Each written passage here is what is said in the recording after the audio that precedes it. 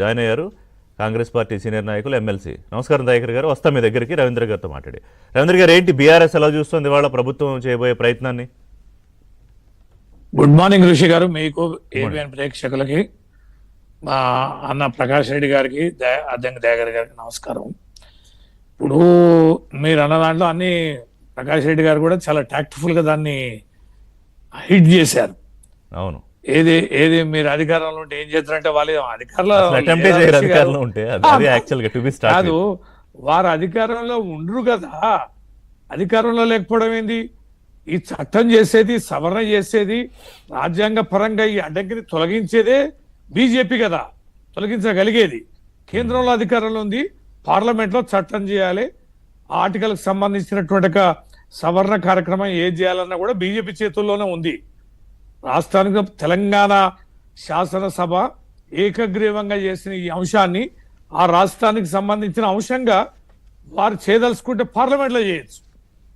వారు ఇక్కడ ఎస్కేప్ అవుతున్నారు, ఒక రాష్ట్ర ఇష్యూ మాకేంటి అన్నట్టుగా. కానీ తర్వాత మీరు అన్నట్టుగా ఇది చాలా విచిత్రం. ఇది ఎజెండాలో చేర్చడం, గతంలో కేసీఆర్ గారు బీఆర్ఎస్ ప్రభుత్వం ఏ స్థాయిలో ప్రయత్నం చేసింది, అసెంబ్లీలో ఏకగ్రీవ తీర్మానం చేయడం, ఆ తర్వాత సుప్రీంకోర్టు దాన్ని అడ్డుకోవడం, అవన్నీ కూడా స్పష్టంగా ఉంది. ఉన్నాక కూడా కాంగ్రెస్ పార్టీ ఒక ఏడాదిన్నర పైన స్థానిక ఎన్నికలు పెట్టకుండా, ఎన్నికలు పెట్టడానికి తప్పించుకునే కార్యక్రమంలో భాగంగా బీసీ ఎజెండాను ముందుకు తీసుకొచ్చి ఈ ఎజెండా ప్రక్రియ ప్రారంభించడం అనేది బీసీలకు వ్యతిరేకం కావద్దనేది బీజేపీ కానీ మేం కావచ్చు ఇలా అసెంబ్లీలో మద్దతు ఇచ్చాం.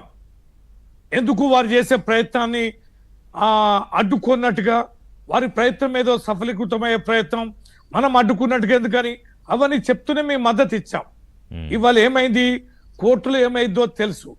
ఎంత విచిత్రం ఋషి గారంటే, 8వ తారీఖు నాడు ట్రయల్ స్టార్ట్ అయింది హైకోర్టులో. 9వ తారీఖు కోర్టు వాయిదా వేసింది, రేపు కూడా వింటామని. 9వ తారీఖు 10:30కి ఆ నోటిఫికేషన్ ఇవ్వచ్చా ఋషి గారు? 2:15కి వాయిదా వేశారు. రేపు 2:15కి మేము వింటాం దీని మీద. అంటే ఇంతగా బరిదెగించిన ప్రభుత్వం ఈ దేశంలో ఎక్కడైనా ఉంటుందా?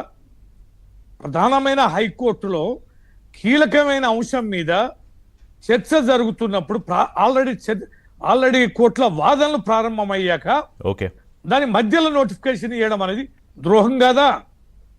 ఇంతకు మించిన మరి చట్ట ఉల్లంఘన అనేది ఇంకేమైనా ఉంటుందా? ఇంత మోసపూరితంగా వ్యవహరిస్తారా?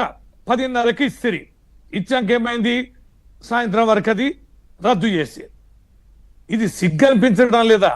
అవమానకరంగా అనిపించడం లేదా? ఒక ప్రభుత్వం ఇంతమంది న్యాయ కోవిధులుండి, ఇంతమంది మీకు దేశవ్యాప్తంగా గొప్ప వ్యవస్థ, మీకు మీరు వచ్చిన డబ్బులు చెల్లించి ప్రజల ధనాన్ని వెచ్చించి మీరు సలహా తీసుకుంటున్నారు కదా, వాదిస్తున్నారు కదా, ఈ మాత్రం ఆలోచన తెలీదా? దయాకర్ గారు, బీసీ జేఏసీ ఫామ్ అయింది, ఆ కృష్ణయ్య చైర్మన్ గా రిజర్వేషన్ల సాధన కోసం. ఒకటి ప్రభుత్వం చాలా కమిటెడ్ గా ఉన్నాం